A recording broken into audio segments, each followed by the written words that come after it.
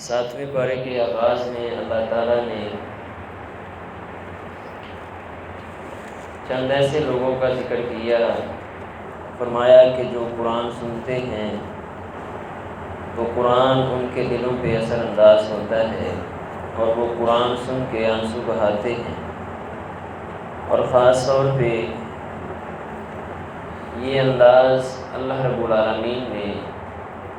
ان حق شناس عیسائیوں کے بارے میں ذکر فرمایا کہ جو اللہ رب العالمین کا قرآن سنتے ہیں تو قرآن ان کے دلوں پہ اثر کرتا ہے اور قرآن سن کے وہ روتے ہیں، آنسو بہاتے ہیں۔ خاص طور پہ یہ موقع تب پیش آیا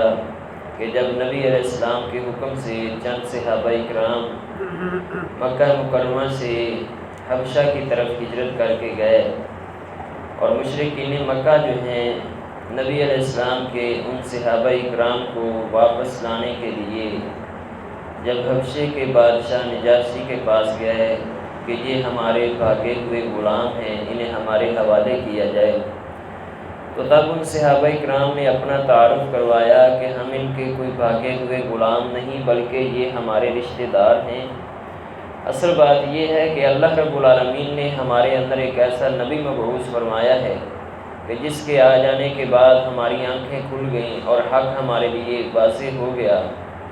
اور جس عقیدے اور نظریے پہ یہ لوگ زندگی گزار رہے ہیں ہم نے اس کو ٹھکرا دیا، چھوڑ دیا، جس کی بنا پہ ان لوگوں نے دن رات ہمیں ظلم و ستم کا نشانہ بنایا ہوا ہے۔ تو تب جو ہے نجاشی نے مطالبہ کیا کہ تمہارا نبی کیا پیغام لے کے آیا؟ تو حضرت جعفر طیار رضی اللہ تعالی عنہ انہوں نے اللہ رب العالمین کے قرآن سورہ مریم کی تلاوت کی، اور جب انہوں نے اللہ رب العالمین کا قرآن سنا، نجاشی اور اس کے وزیر مشیر سارے پھوٹ پھوٹ کے رو رہے ہیں،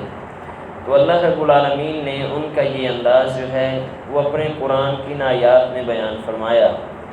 اور اس کے بعد اللہ رب العالمین نے اس بات کا ذکر کیا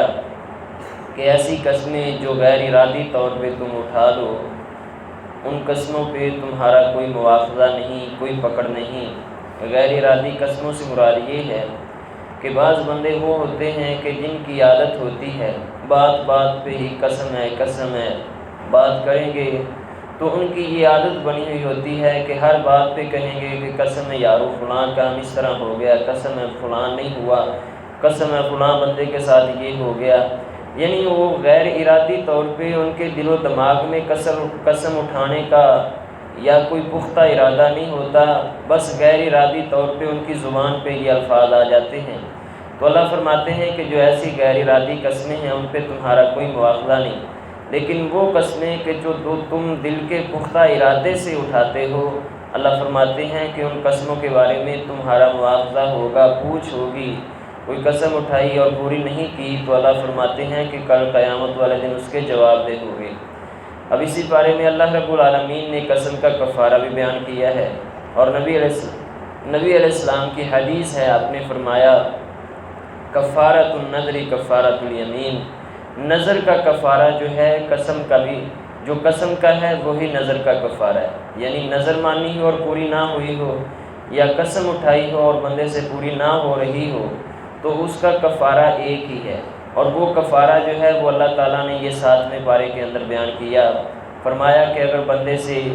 یہ جو قسم اٹھائی ہے یا نظر مانی ہے وہ پوری نہیں کر سکتا تو اس کا کفارہ یہی ہے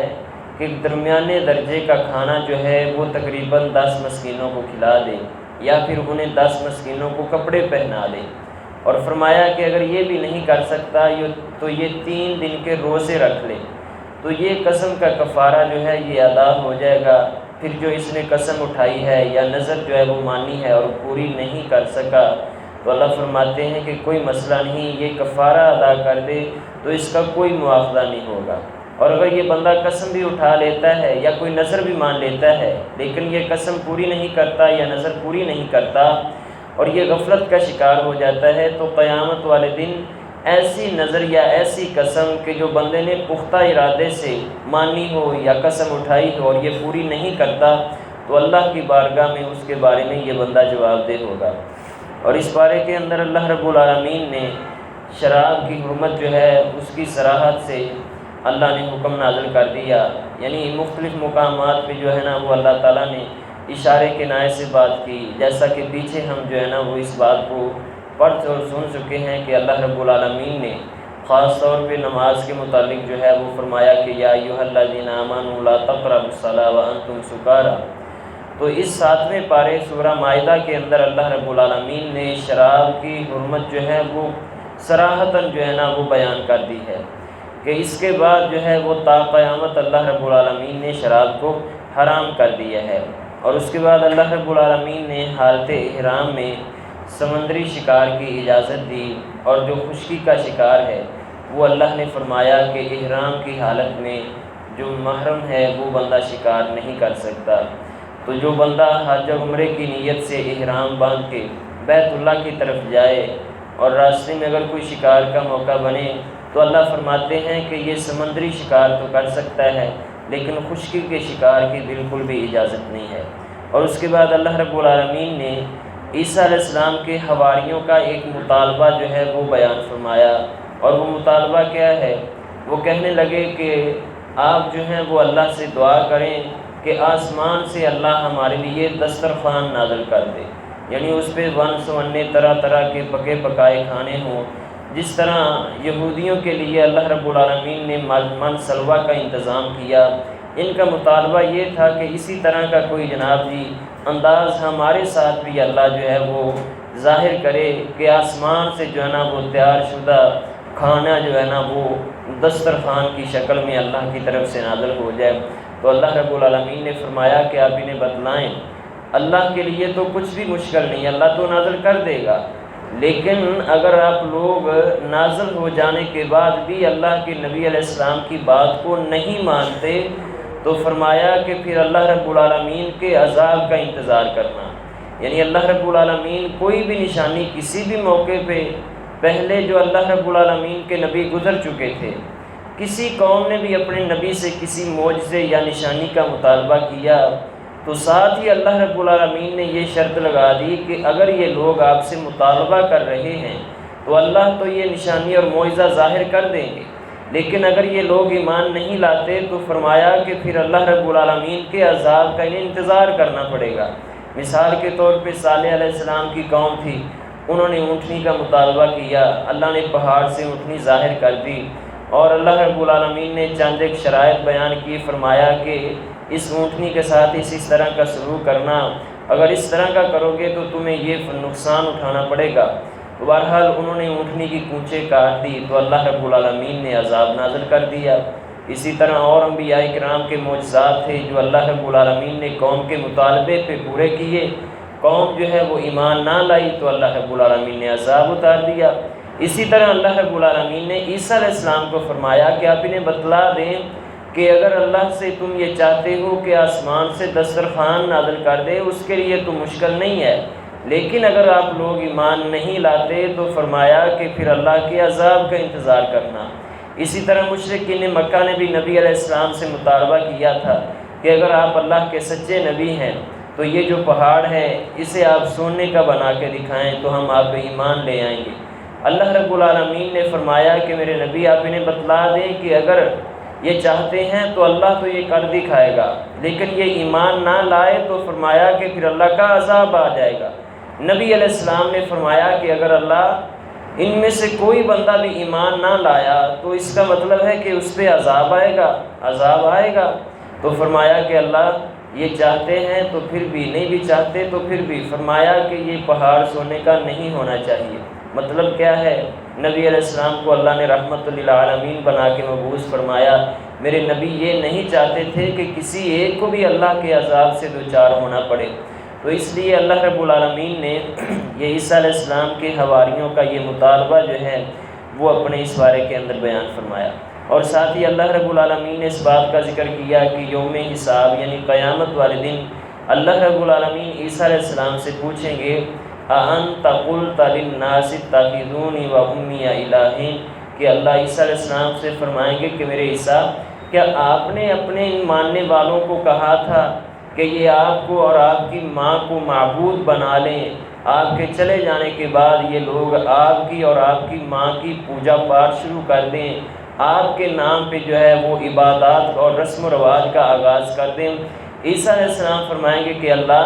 یہ تو بھی جانتا ہے کہ میں نے انہیں اس بات کی دعوت نہیں دی، میں نے تو انہیں صرف یہی دعوت دی تھی کہ یہ ایک اللہ کی عبادت کریں۔ اللہ انہوں نے اپنی مرضی کی اور تو جانتا ہے کہ میرے چلے جانے کے بعد انہوں نے کیا کیا گل کھلائے، اس لیے اللہ میں ان کے ان معاملات کا کوئی بھی ذمہ دار نہیں ہوں۔ تو اللہ رب العالمین نے یہ انداز بھی اسی 7ویں پارے کے اندر بیان فرمایا، اور یہ تھی سورہ مائدہ تک کی بات۔ تو اس سے آگے جو ہے وہ سورہ انعام ہے، اور اس صورت میں اللہ رب العالمین نے اس بات کو ظاہر کیا۔ اللہ فرماتے ہیں کہ اگر کسی انسان کے ساتھ اللہ نقصان کا یا برائی کا ارادہ کر لیں تو فرمایا کہ اس نقصان کو کوئی دوسری ذات ایسی نہیں ہے جو ٹال سکے، کوئی روک سکے، اور فرمایا کہ اگر اللہ کسی انسان کے ساتھ بھلائی کا ارادہ کر لے تو کسی بھی ذات یا کسی بھی انسان میں اتنی طاقت نہیں ہے کہ وہ اس آنے والی برائی کو روک سکے۔ نبی علیہ السلام کے صحابی حضرت عبداللہ ابن عباس رضی اللہ تعالیٰ فرماتے ہیں میں نبی علیہ السلام کے پیچھے سواری پہ سوار تھا، آپ علیہ السلام مجھے نصیحتیں کر رہے ہیں، سمجھا رہے ہیں۔ آپ فرماتے ہیں کہ اے غلام، اے بیٹے، اے بچے، اللہ سے ڈرتا رہے۔ فرمایا کہ تو اللہ کے دین کی حفاظت کر، اللہ تیری حفاظت کرے گا، تو اللہ کے دین کے لیے اپنا وقف کر۔ فرمایا کہ جہاں تجھے اللہ کی نصرت اور تائید اور مدد کی ضرورت ہوگی وہاں پہ تو اللہ کو شامل حال پائے گا۔ اور آپ نے فرمایا کہ اس چیز کا بھی اپنے ذہن میں خیال رکھنا کہ پوری دنیا اگر تجھے نقصان دینے پہ جمع ہو جائے، تیرا نقصان کرنے پہ جمع ہو جائے، اور اللہ رب العالمین تجھے وہ نقصان نہیں پہنچانا چاہتے تو پوری دنیا بھی مل کے وہ تجھے نقصان نہیں پہنچا سکتی۔ اور فرمایا کہ ایک طرف جو ہے وہ پوری دنیا اس بات پہ جمع ہو جائے کہ ہم نے عبداللہ کو فائدہ دینا ہے، اور اللہ رب العالمین نے تیرے نقصان کا ارادہ کر لیا تو فرمایا کہ پوری دنیا بھی مل کے تجھے فائدہ نہیں دے سکتی۔ تو یہ عقیدہ اور نظریہ اللہ رب العالمین نے اسی 7ویں پارے سورہ انعام کے اندر بیان کیا، اور اس کے بعد اللہ رب العالمین نے اس بات کو واضح کیا کہ علم غیب جو ہے وہ صرف اور صرف اللہ کی ذات کے پاس ہے، اور نبی علیہ السلام کو خاص اللہ رب العالمین نے اس بات کا حکم دیا۔ فرمایا کہ میرے نبی آپ انہیں بتلا دیجئے کہ میں غیب نہیں جانتا، اور نہ ہی میرے پاس اللہ رب العالمین کے خزانوں کی کنجیاں ہیں۔ فرمایا نہ ہی میں فرشتہ ہوں۔ لوگوں نے جو مختلف قسم کے نظریات اور اپنے پاس سے جو ہے وہ عقائد و نظریات کھڑے ہیں، فرمایا کہ میرا ان چیزوں سے کوئی لینا دینا نہیں ہے۔ علم غیب اگر ہے تو اللہ رب العالمین کے پاس، اور سارے جہان کے خزانوں کا مالک ہے تو صرف اور صرف وہ اللہ کی ذات ہے۔ فرمایا کہ میں تو اللہ کا رسول ہوں، مجھے جو اللہ نے حکم دیا ہے میں تو وہ اپنی ذمہ داری نبھا رہا ہوں۔ اور اس کے بعد اللہ رب العالمین نے ابراہیم علیہ السلام اور ان کی قوم کا جو ایک انداز تھا دعوت و تبلیغ کا، اور ابراہیم علیہ السلام نے جس انداز سے اپنی قوم کو اللہ کے دین کی طرف دعوت دی، وہ انداز اللہ رب العالمین نے بھی اپنے اس بارے کے اندر ایک جھلک بیان کی ہے کہ جب کیونکہ وہ قوم جو تھی وہ ستارہ پرست تھی، سورج پرست تھی، چاند پرست تھی، آگ پرست تھی، تو ابراہیم علیہ السلام نے انہی کے انداز میں انہیں سمجھانے کی کوشش کی۔ تو یہ انداز جو ہے وہ بھی اللہ رب العالمین نے اپنے اس بارے کے اندر بیان کیا۔ ابراہیم علیہ السلام قوم کے پاس آئے ہیں، آسمان پہ دیکھا کہ ستارے ہیں، ستارہ دیکھ کے فرمانے لگے کہ یہ میرا رب ہے۔ حالانکہ ابراہیم علیہ السلام تو اللہ کے نبی تھے، لیکن یہ بھی ایک حکمت تھی، یہ بھی ایک دعوت کا انداز تھا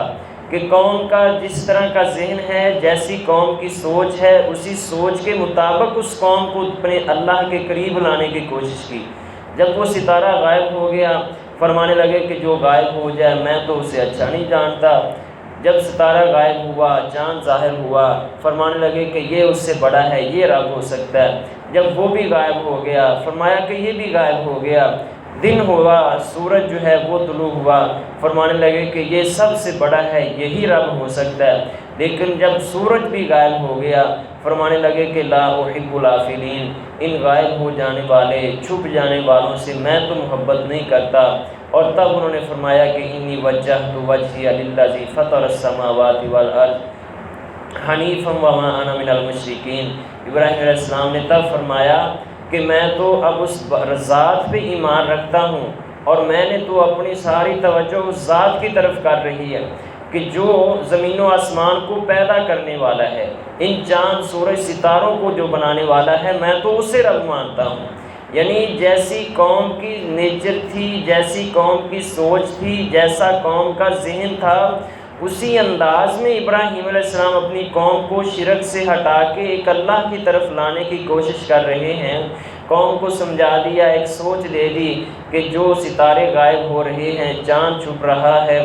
سورج جو غروب ہو رہا ہے، یہ جو ساتھ چھوڑ کے جا رہے ہیں، یہ رب نہیں ہو سکتے، بلکہ رب تو وہ ہے کہ جس نے ان چاند کو، ستاروں کو، سورج کو، زمین و آسمان کو بنایا ہے۔ اصل میں رب تو وہ ہو سکتا ہے۔ اور اس کے بعد اللہ رب العالمین نے اپنے اسی پارے کے اندر اس بات کو واضح کیا، فرمایا کہ لا تدرکہ الابصار وہو یدرک الابصار، اللہ کو کوئی آنکھ نہیں دیکھ سکتی اور اللہ جو ہے وہ سارے جہان کو دیکھ رہا ہے۔ فرمایا اللہ سے کوئی چیز بھی مخفی نہیں ہے، لیکن اللہ جو ہے وہ ہر چیز سے مخفی ہے۔ اللہ کو کوئی بھی ذات ایسی نہیں ہے، کوئی بھی آنکھ ایسی نہیں ہے کہ جو دنیا میں اللہ کو دیکھ سکے۔ نبی علیہ السلام کا فرمان ہے، آپ علیہ السلام نے فرمایا کہ جنتی جب جنت میں چلے جائیں گے تو جنت میں اللہ رب العالمین جنتیوں سے پوچھیں گے کہ میرے بندو تمہیں اب کسی چیز کی ضرورت ہے؟ جنتی کہیں گے کہ اللہ ہر چیز وافر ہے، ہر چیز ہمیں جو ہے وہ میسر ہے، کوئی پریشانی کی بات نہیں ہے، پرسکون زندگی ہے۔ اللہ فرمائیں گے کہ پھر بھی کسی چیز کی ضرورت ہو؟ کہنے لگے اللہ نہیں، کسی چیز کی ضرورت نہیں ہے۔ تو اللہ فرمائیں گے کہ آؤ، آج میں جنت کی جو سب سے بڑی نعمت ہے وہ تمہیں عطا کرنے لگا ہوں۔ تو اللہ رب العالمین کے سارے بندے جو ہیں متوجہ ہو جائیں گے کہ پتہ نہیں اب اللہ رب العالمین ہمیں کیا عطا کرنے لگے ہیں۔ تو تب اللہ رب العالمین اپنے نور کے سارے پردے ہٹا دے گا اور اللہ جنتیوں کو اپنا دیدار کرا دے گا۔ تو جنت کے اندر ہم اللہ رب العالمین کا دیدار کریں گے، اور قرآن ہمیں یہ نظریہ، یہ عقیدہ اور یہ سوچ دے رہا ہے کہ لا تدرکہ الابصار وہو یدرک الابصار۔ دنیا میں کوئی بھی ایسی ہستی نہیں ہے، وہ چاہے نبی ہو، ولی ہو، کوئی پہنچی سرکار ہو، یا جیسے مرضی وہ دن رات اللہ اللہ کرنے والا، ذکر اذکار کرنے والا، وہ چاہے کوئی عقیدہ حلول کا ذہن رکھنے والا ہو، وحدت الوجود کا یا شہود کا کسی قسم کا بھی کوئی نظریہ رکھنے والا ہو، یہ سمجھے کہ شاید میں بڑا اللہ کا ذکر کر کے نعوذ باللہ جو ہے نا وہ